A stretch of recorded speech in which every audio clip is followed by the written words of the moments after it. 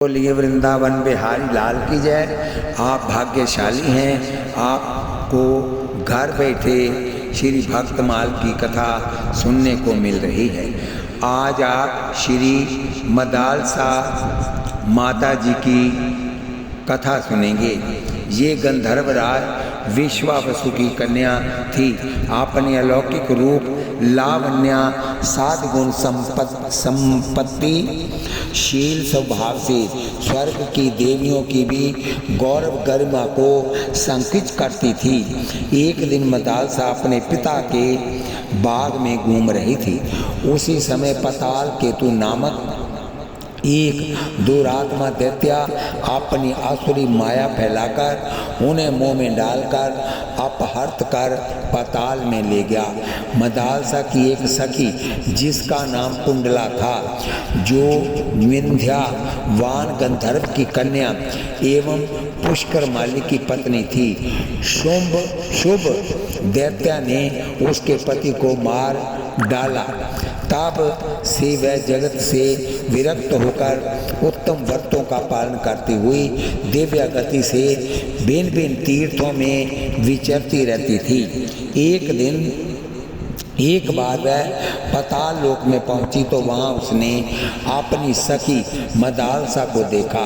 फिर तो वह अन्यत्र गमन का विचार छोड़कर अपनी सखी के साथ ही रहने लगी। इससे मदालसा को बड़ा सहारा हो गया। एक दिन जब मदालसा ने अपनी सखी से ये सुना कि आगामी त्रयोदशी को राक्षस पाताल केतु तुम्हारे साथ आसुरी विधि से विवाह करेगा, तो ये बहुत दुखी हुई और आत्महत्या करने को तैयार हो गई। उसी समय स्वर्ग से आकर कामधेनु ने इन्हें आश्वासन दिया कि बेटी, वह नीच दानव तुम्हें नहीं पा सकता है। महाभागे मृत्युलोक में जाने पर इस दानव को जो अपने वानों से बींद डालेगा, वही महामानव तुम्हारा पति होगा। धैर्य धरी, बहुत शीघ्र ही ये सुयोग आने वाला है। ये कहकर सुरभि देवी गायंतर ध्यान हो गई। उन्हीं दिनों पृथ्वी पर शत्रुजीत नाम के एक महापराक्रमी राजा राज्य करते थे। उनके त्रक्षध्वज नाम के बड़े ही शील, सौंदर्य निधान, बुद्धिमान, शूरवीर एवं महाप्रतापी पुत्र थे, जो अपने रूप गुण से देवताओं को भी विस्मय में डालने वाले थे। एक बार महाराज शत्रुजीत के यहाँ महर्षि गाल्व एक दिव्य अश्व लेकर आए और अपनी व्यथा कथा सुनाने लगे। ऋषि ने कहा, राजन, पाताल केतु नाम के दानव के अत्याचार से क्षुभित होकर हम आपके पास आए हैं। यद्यपि हम अपनी सामर्थ्य से उसे भस्म कर सकते हैं, तो भी तपोनाश के भय से ऐसा नहीं करते। एक दिन की बात है, उस असुर को देखकर मैं अत्यंत खिन्न हो लंबी सांसें ले रहा था।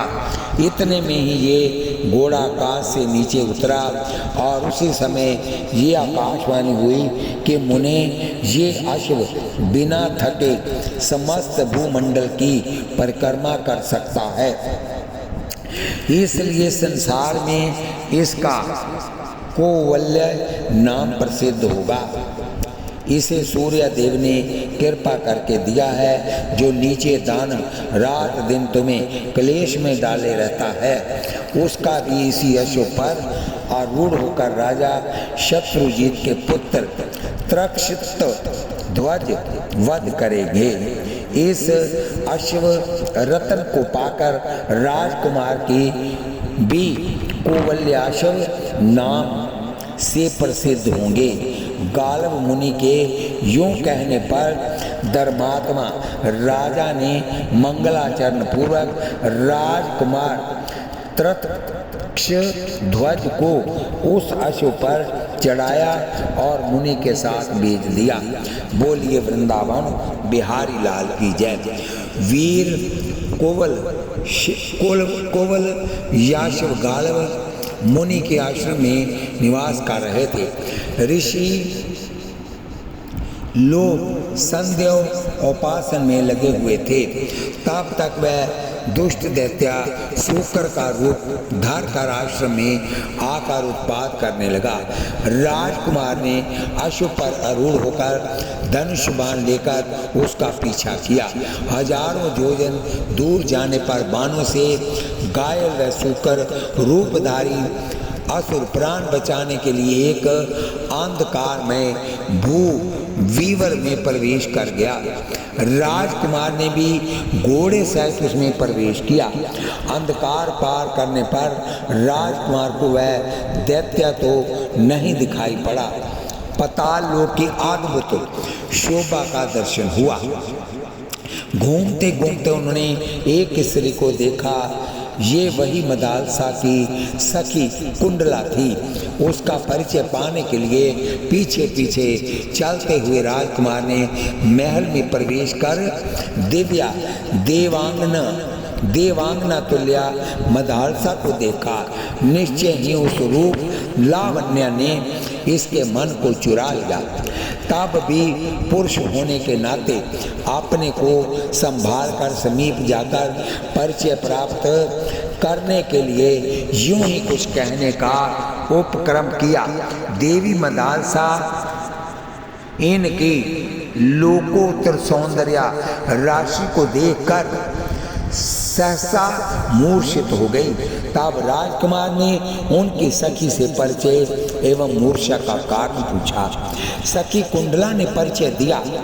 मूर्छा का कारण निवेदन करते हुए उसने कहा कि महाराज सुरभि के कथनानुसार तो ये पत्नी उस वीर पुरुष की होगी जो पाताल केतु को घायल कर देगा, परंतु ये मोहित हो गई आपके रूप सौंदर्य पर, अतः इस दुविधा में ये मूर्छित हो गई। आप अपना परिचय दीजिए। पर्ची में कुंडला को ये जानकर बड़ी प्रसन्नता हुई कि मेरी सखी जिसे देखकर मुग्ध है वही महापराक्रमी पुरुष पाताल केतु का वध करने वाला भी है। इससे मदालसा की दुविधा दूर हो गई। कुंडला ने मदालसा की ओर लक्ष्य करके राजकुमार से कहा, जैसे अति कमनीय कांति चंद्रमा को ही प्राप्त होती है, प्रचंड प्रभा सूर्य में ही मिलती है, वैसे ही देवी विभूति धन्य पुरुष को ही प्राप्त होती है। भला गौ माता सुरभि का वचन मिथ्य कैसे हो सकता है? मेरी ये बात बड़ी भाग्यशाली है, आपको पाकर ये धन्य हो गई। इसके बाद कुंडला ने विवाह की सामग्री एकत्रित करके अपने कुल गुरु तंबूरु को स्मरण किया। वे समिधा और उषा लेकर तत्काल वहाँ पहुँचे और देव विधि से विवाह कार्य संपन्न किए। कुंडला अपनी सखी से विदा होकर तपस्या करने के लिए दिव्य गति से अपने अभीष्ट स्थान को चली गई। राजकुमार कुवलया शव मदालसा को घोड़े पर बिठाकर चलने को उद्यत ही हुए थे कि पातालवासी दैत्य ने अपनी विशाल सेना को लेकर उन्हें घेर लिया और अस्त्र शस्त्र की वर्षा करने लगे, परंतु राजकुमार के पराक्रम के सामने वह अधिक समय तक टिक न सके। राजकुमार सकुशल रमणी रतन मदालसा को साथ लिए पिता के चरणों में प्रणाम किए। पिता ने अपने आशीर्वाद एवं स्नेह सिंचन से राजकुमार को आप्लावित कर दिया। अब राजकुमार पिता की आज्ञा से नित्य प्रति अश्वारूढ़ होकर साधु ब्राह्मणों दीन दुखियों की रक्षा के लिए पृथ्वी पर विचरते रहते। एक दिन की बात है, घूमते घूमते जमुना तट पर गए। वहाँ पाताल केतु का छोटा भाई ताल केतु आश्रम बनाकर रहता था। उसके मन में अपने बड़े भाई पताल केतु के मारे जाने का बड़ा क्षोभ था और उसका बदला लेने के लिए वह अवसर की प्रतीक्षा में था। संयोग से आज राजकुमार उसके आश्रम पर चले गए। उस कपटी मुनि ने राजकुमार को अपना कपट पूर्ण साधु सवाल दिखाकर प्रभावित कर लिया और अपना अभीष्ट सुनाया। राजन, मैं धर्म के लिए यज्ञ करूंगा, परंतु मेरे इस आश्रम की रक्षा करो। तब तक मैं जल के भीतर प्रवेश करके वरुण देवता की पूजा स्तुति करके अभी लौटता हूँ। राजकुमार अपना स्वर्ण हार उसे देकर आश्रम की रक्षा करने लगे।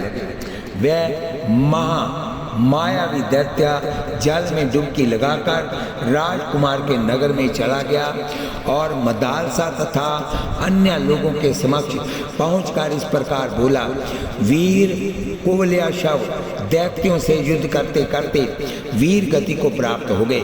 मरते समय उन्होंने अपने गले का हार, ये आभूषण मुझे दिया। इसके बाद जो कुछ कर्तव्य हो वह आप लोग करें। इस दुख समाचार को सुनकर नगर में कोहराम मच गया। पति परायणा मदालसा ने तो तत्काल शरीर ही छोड़ दिया। महाराज शत्रुजीत ने धैर्य धारण कर लोगों को सांत्वना दी। मदालसा का दाह संस्कार किया गया। इसी बीच उस मुनि रूपधारी दुरात्मा दैत्य ने आश्रम में पहुंचकर राजकुमार से अपनी अभीष्ट सिद्धि का शुभ समाचार सुनाकर उन्हें घर जाने की आज्ञा दी।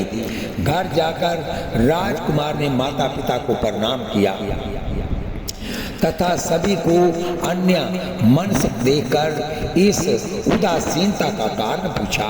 पुत्र वत्सल पिता ने समस्त वृत्तांत वर्णन किया। अपनी मनोरमा भार्या मदालसा की मृत्यु का समाचार सुनकर राजकुमार सदब्ध हो गए।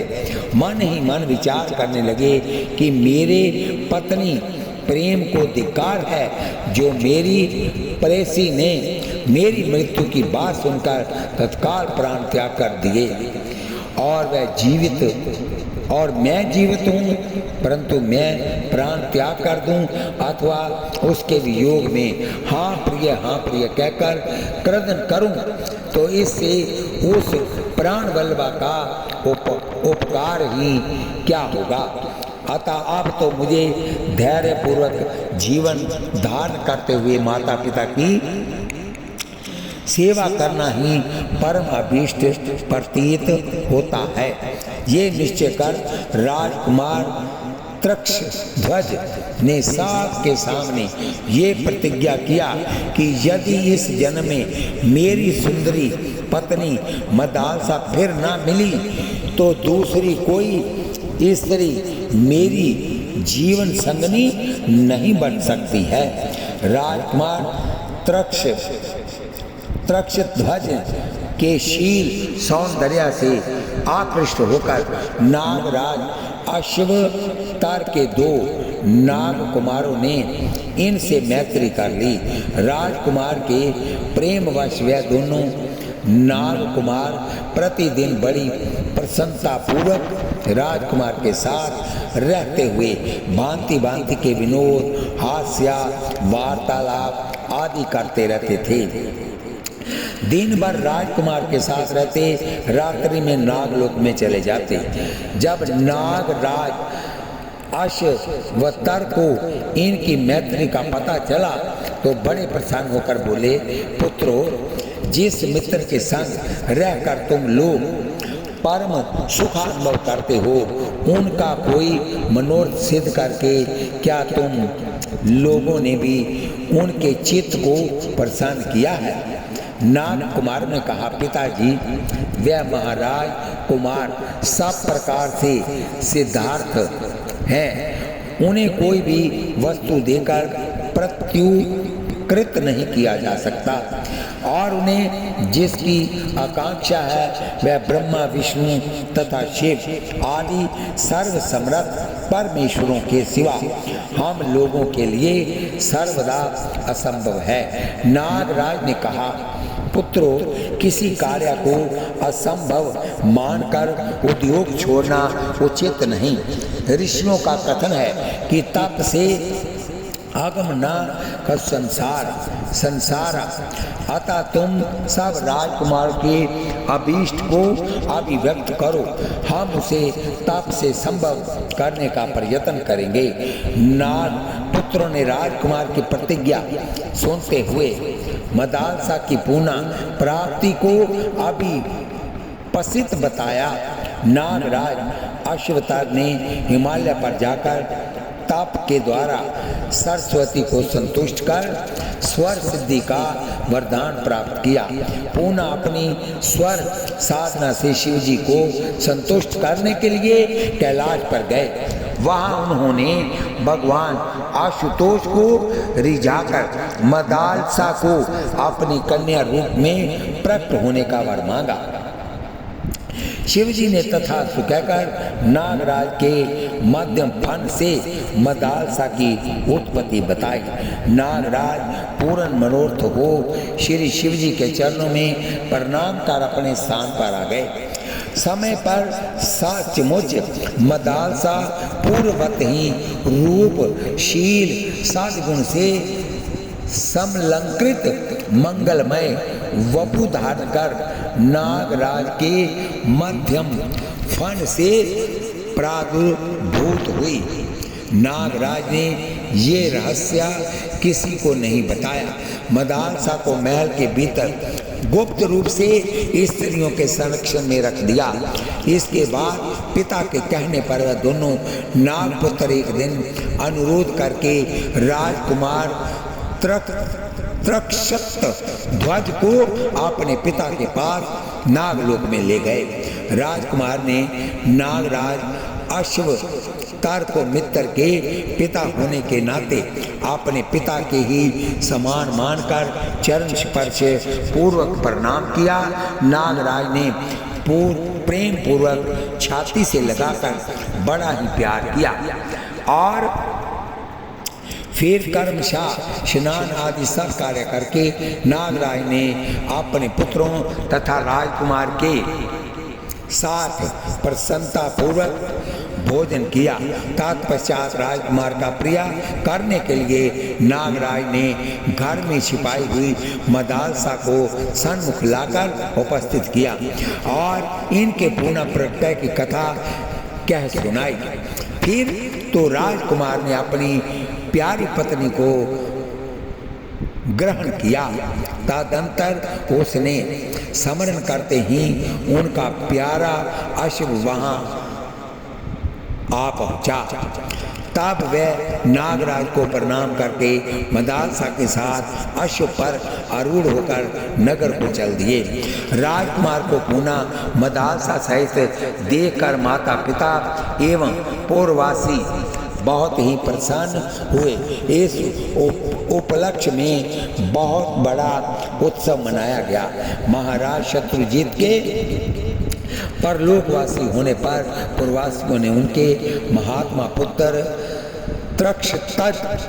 त्रक्षध्वज को, जिनके आचरण तथा व्यवहार बड़े उदार हैं, राजपद पर अभिषिक्त किया। श्री मदालसा जी महाराज की पटरानी हुई। महाराज त्रक्षध्वज एवं महारानी मदालसा दोनों अपनी प्रजा का और पुत्रों की भांति पालन करने लगे। श्री मदालसा जी का संतों में बड़ा सद्भाव था। महल में साधु ब्राह्मणों की भीड़ लगी रहती थी। संत सेवा और सत्संग के प्रभाव से मदालसा को जगत की असारता और दुख रूपता का सम्यक बोध हो गया। अतः इनमें किंचित आसक्ति नहीं रह गई थी। बोलिए वृंदावन बिहारी लाल की जय। संग का सब प्रकार से त्याग करना चाहिए, किंतु यदि उसका त्याग न किया जा सके तो सत्पुरुषों का संग करना चाहिए, क्योंकि सत्पुरुषों का संग ही उसकी औषधि है। कामनाओं को सर्वदा छोड़ देना चाहिए, परंतु यदि वह छोड़ी ना जा सके तो मुक्ति की इच्छा के प्रति कामना करनी चाहिए, क्योंकि मुमुक्षा ही उस कामना को मिटाने की दवा है। बोलिए वृंदावन बिहारी लाल की जय। अब आप यज्ञ पत्नियों की कथा सुने। एक दिन बलराम सहित श्री कृष्ण ग्वाल वालों को साथ लेकर श्री मधुबन में गए। वहां पहुंचकर सब बालक बड़ी स्वतंत्रता से अपनी गौएं चराते हुए विचरने विहार करने लगे। खेलते खेलते वह थक गए, उन्हें भूख प्यास सताने लगी। तब सब गोप शिशु श्री कृष्ण के पास आए, बोले, नयनाभिराम बलराम भैया कन्हैया, तुमने बड़े बड़े दुष्टों का संहार किया है। उन्हीं दुष्टों के समान ये भूख भी हमें सता रही है, अतः तुम दोनों इसे भी बुझाने का प्रयास करो।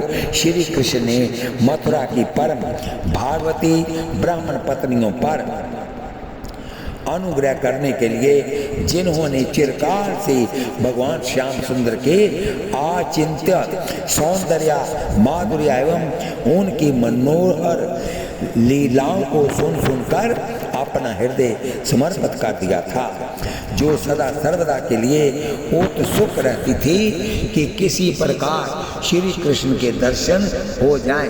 उनके चिर संचित मनोहर को पूर्ण करने के लिए ये बात कही, मेरे प्यारे मित्रों, यहाँ से थोड़ी दूर वेदवादी ब्राह्मण स्वर्ग की कामना से आंगी रस नाम का यज्ञ कर रहे हैं। तुम लोग उनकी यज्ञशाला में जाओ और वहाँ जाकर श्री बलराम जी का और मेरा नाम लेकर कुछ भोजन की सामग्री मांग लाओ। बोलिए वृंदावन बिहारी लाल की जय।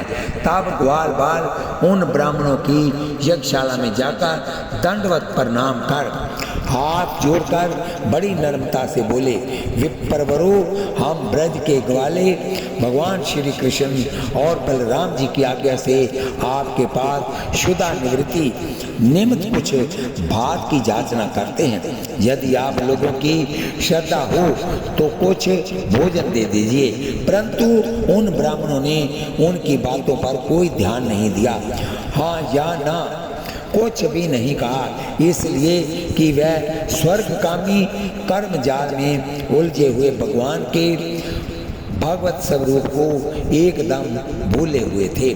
निराश ग्वाल वालों ने आकर श्री कृष्ण से जब ये बात कही तो वह उन्हें धैर्य बंधाते हुए हंसकर बोले, मेरे प्यारे ग्वाल वालों, इस बार तुम लोग उनकी पत्नियों के पास जाओ और उनसे कहो कि राम और श्याम यहाँ आए हैं।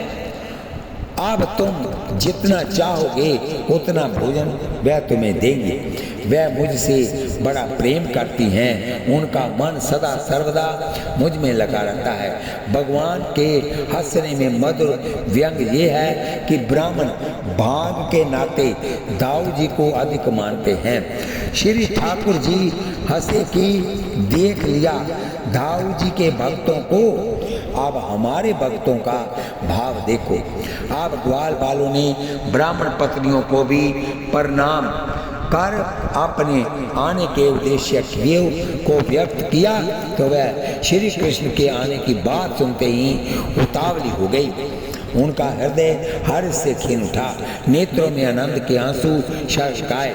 वह स्वर्ण और रजत चांदी पात्रों में बख्शे भोजन चारों प्रकार की भोजन सामग्री लेकर भाई बंधु पति पुत्रों के रोकते रहने पर भी अपने प्रियतम भगवान श्री कृष्ण से मिलने के लिए घर से निकल पड़ी। ठीक वैसे ही जैसे नदियां समुद्र के लिए ब्राह्मण पत्नियों ने जाकर देखा कि जमुना तट पर नए नए कोपलों से शोभायमान अशोक वन में ग्वाल बालों से घिरे हुए बलराम जी के साथ श्री कृष्ण इधर उधर घूम रहे थे। उनके सांवले शरीर पर सुनहरा पीतांबर झिलमिला रहा है, गले में वनमाला लटक रही है, उनके मस्तक पर मोर पंख का मुकुट है, अंग अंग में रंगीन धातुओं से चित्रकारी कर रखी है, नए नए कपोलों के गुच्छे शरीर में लगाकर नट का सा वेश बनाकर रखा है। एक हाथ अपने सका ग्वाल बाल के कंधे पर रखे हुए हैं और दूसरे हाथ से कमल का फूल नचा रहे हैं। कानों में कमल के कुंडल हैं, कपोलों पर गुंगरारी अलकावती लटक रही है और मुख कमल मंद मंद मुस्कान की रेखा से प्रफुल्लित हो रहा था। जिन ब्राह्मण पत्नियों ने आप तक अपने प्रियतम श्याम सुंदर के गुण और लीलाओं से अपने कानों से सुन सुनकर अपने मन को उन्हीं के प्रेम में रंग डाला था, उसी में सराबोर कर दिया था। आप नेत्रों के मार्ग से उन्हें हृदय कुंज में ले जाकर बहुत देर तक वह मन ही मन आलिंगन करती रही और इस प्रकार उन्होंने अपने हृदय की जलन शांत की। मंद मंद मुस्कुराते हुए मदन मोहन श्री कृष्ण ने उनके प्रेम का अभिवादन किया, उनके उमड़ते हुए अनुराग की बुरी बुरी सराहना करते हुए इस प्रकार बोले, देवियों अब तुम लोग मेरा दर्शन कर चुकी, आप अपनी यज्ञशाला में लौट जाओ। तुम्हारे पति ब्राह्मण गृहस्थ हैं, वह तुम्हारे साथ मिलकर ही अपना यज्ञ पूर्ण कर सकेंगे। ब्राह्मण पत्नियों ने कहा, प्यारे श्रुतियाँ कहती हैं कि जो एक बार भगवान को प्राप्त हो जाता है उसे संसार में नहीं लौटना पड़ता। अब हम आपके चरणों में आ पड़ी हैं, हमें अब और किसी का सहारा नहीं है। हम अपने सब जन संबंधियों की आज्ञा का उल्लंघन कर आपके पास आई, अतः वे हमें स्वीकार भी नहीं करेंगे। केशव, अब तो आप ऐसी कृपा करो कि हमें आपके श्री चरण कमलों की सेवा प्राप्त हो। हम प्रति क्षण आपके मुखारविंद का दर्शन करती रहें। करुणा निधान प्रभु ने बहुत अच्छा कहकर उनकी प्रार्थना स्वीकार कर दी। फिर वह बालकों की मंडली में बैठ गए। तदंतर ब्राह्मण पत्नियों ने उन्हें सुधा के समान मधुर भोजन प्रदान किया। भगवान ने उस अन्न को लेकर गोप बालकों को भोजन कराया और स्वयं भी भोजन किया। इसी समय आकाश से एक दिव्य अनुपम विमान उतरा। मणि रत्न जड़ित व स्वर्ग का बना हुआ विमान बड़ा ही स्वर्ण का बना हुआ बड़ा ही मनोहर था। उस पर श्री कृष्ण के समान स्वरूप और श्रृंगार धारण किए हुए पार्षद विराजमान थे। वह पार्षद विमान से उतरकर श्री हरि के चरणों में प्रणाम करके ब्राह्मण पत्नियों से बोले, आप लोग इस विमान पर चढ़कर गोलोक चले।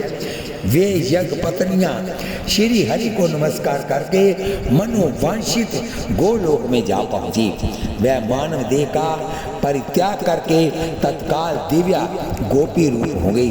तत्पश्चात श्री हरि ने वैष्णवी माया के द्वारा उनकी छाया निर्माण करके ब्राह्मणों के घर भेज दिया। इन अनुरागवती देवियों का दर्शन कर ब्राह्मणों का विवेक जागृत हुआ तो इन्हें बहुत ही पश्चाताप हुआ कि हम भगवान को पहचान नहीं सके। तब वह पछता कर अपनी निंदा करते हुए कहने लगे कि हाय, हम भगवान श्री कृष्ण से विमुख हैं, अतः हमारे ऊंचे कुल में जन्म, गायत्री दीक्षा, वेदाध्याय, यज्ञानुष्ठान, विद्या, व्रत, बहुज्ञता, कर्मकांड की निपुणता को धिक्कार है। श्री सूरदास जी ने भी इन ब्राह्मणों के आत्म धिक्कार का बड़ा मार्मिक वर्णन किया है। पुनः इन ब्राह्मणों ने अपनी पत्नियों की बड़ी सराहना की। कितने आश्चर्य की बात है, देखो तो सही, यद्यपि ये स्त्रियां हैं तथापि जगत गुरु भगवान श्री कृष्ण में इनका कितना अगाध प्रेम है, अखंड अनुराग है। उसी से इन्होंने गृहस्थी की, वह बहुत बड़ी फांसी भी काट डाली जो मृत्यु के साथ भी नहीं कटती। इनके न तो द्विजाति के योग्य संस्कार हुए हैं और ना तो इन्होंने गुरुकुल में ही निवास किया है, ना इन्होंने तपस्या की है और ना तो आत्मा के संबंध में ही कुछ विवेक विचार किया है। कहाँ तक कहा जाए, इनमें ना तो पूरी पवित्रता है और ना तो शुभ कर्म ही। पुनः ब्राह्मणों ने ऐसी भागवती पत्नियों से संबंध होने से अपने भाग्य को सराहा। आहो हमारे धन्य भाग हैं, हम सब धन्याति धन्य हैं, तभी से हमें ऐसी पत्नियां प्राप्त हुई हैं। इनकी भक्ति से हमारी भी बुद्धि भगवान श्री कृष्ण के अविचल प्रेम से युक्त हो गई। उन स्त्रियों में से एक को आने के समय ही उनके पति ने बलपूर्वक रोक लिया था। इस पर उस ब्राह्मण पत्नी ने भगवान के वैसे ही स्वरूप का ध्यान किया जैसा कि बहुत दिनों से सुन रखा था। जब उनका ध्यान तब को प्राप्त हो गया, तब मन ही मन भगवान का लिंगन करके अपने कर्म के द्वारा बने हुए अपने पंच भौतिक शरीर को छोड़ दिया। शुद्ध सत्वमय दिव्य भाव शरीर से उसने भगवान की सानिधि प्राप्त कर ली। बोलिए वृंदावन बिहारी लाल की जय, बोलिए जुगल सरकार की जय।